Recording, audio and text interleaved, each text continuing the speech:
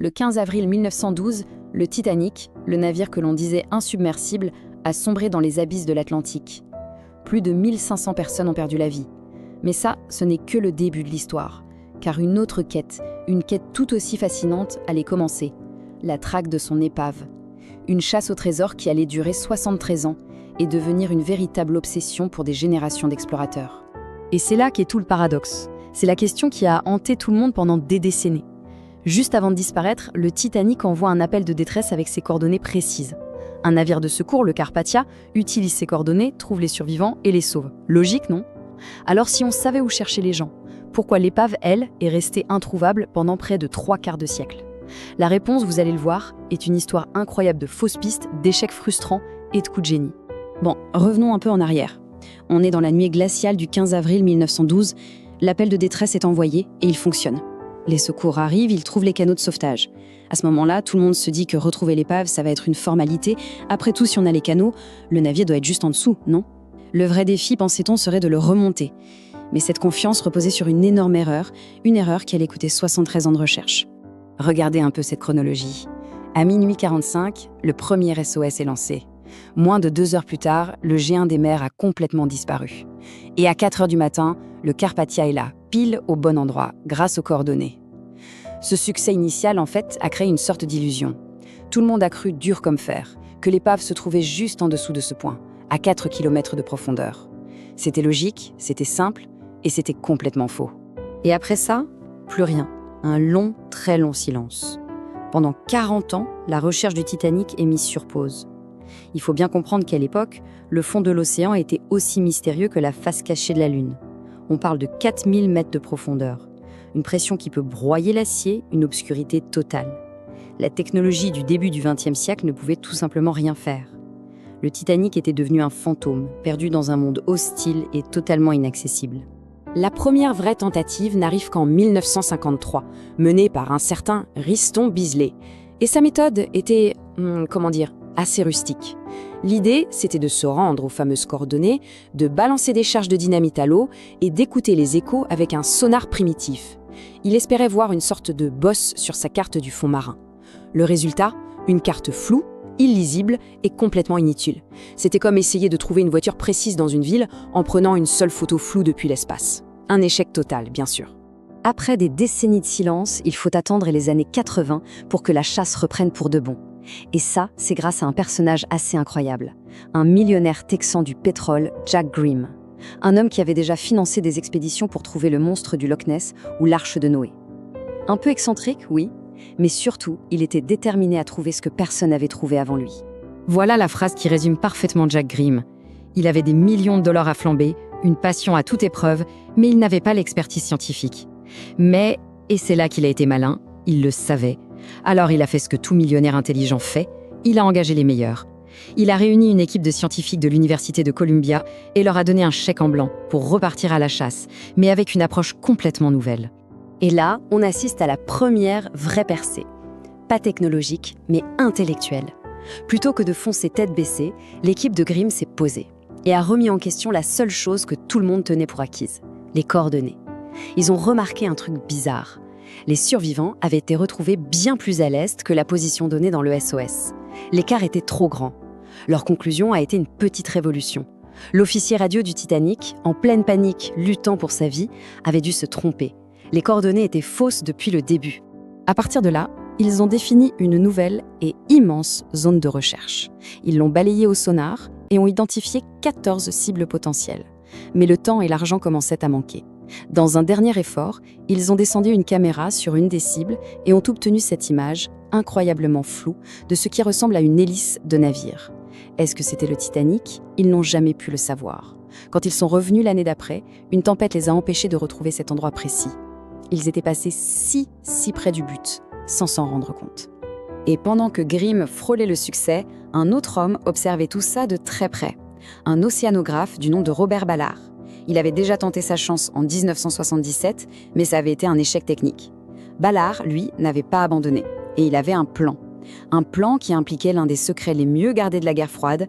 Ballard n'avait pas seulement un plan, il avait une arme secrète, l'Argo. Ce n'était pas un sous-marin, c'était une sorte de traîneau sous-marin télécommandé bourré de technologie. Et son avantage décisif, une révolution pour l'époque, c'était sa caméra vidéo. Contrairement à l'équipe de Grimm qui prenait des photos à l'aveugle, Ballard, lui, pouvait voir le fond de l'océan en direct 24 heures sur 24, comme dans un jeu vidéo. Le problème, c'est que cette technologie coûtait une fortune. Alors, Ballard a fait un pacte avec l'US Navy. En pleine guerre froide, la marine américaine avait perdu 2 sous-marins nucléaires. Il voulait savoir ce qui s'était passé, mais en toute discrétion, pour ne pas alerter les soviétiques. Le deal était simple, la Navy finançait Ballard pour qu'il retrouve leur sous-marin. S'il y arrivait et qu'il lui restait du temps sur sa mission, eh bien il était libre d'utiliser l'argot pour chercher le Titanic. C'était la couverture parfaite. Et Ballard a réussi sa mission pour la Navy. Il a retrouvé les 2 sous-marins. Mais l'info la plus précieuse qu'il a ramenée n'était pas l'emplacement des épaves. C'est en étudiant comment elles s'étaient disloquées en sombrant qu'il a eu une illumination. Une idée toute simple, mais absolument géniale. Il a compris que la solution au mystère du Titanic, ce n'était pas une question de meilleur sonar ou de plus d'argent. C'était une question de perspective. Jusque-là, tout le monde, de Beazley à Grimm, cherchait l'épave elle-même, les 2 énormes morceaux de la coque. C'était l'approche la plus logique, mais c'était comme chercher une aiguille dans une botte de foin. L'océan est immense, et même un paquebot comme le Titanic n'est qu'un minuscule point sur la carte. Et voici l'idée de génie de Ballard. En étudiant les épaves des sous-marines, il a vu qu'elles avaient laissé derrière elles une immense traînée de débris, éparpillés sur des kilomètres. Alors il s'est dit « Mais pourquoi je cherche l'aiguille? Il faut que je cherche la botte de foin !» Au lieu de chercher le navire, il allait chercher la piste de débris que le Titanic avait forcément laissée en se brisant.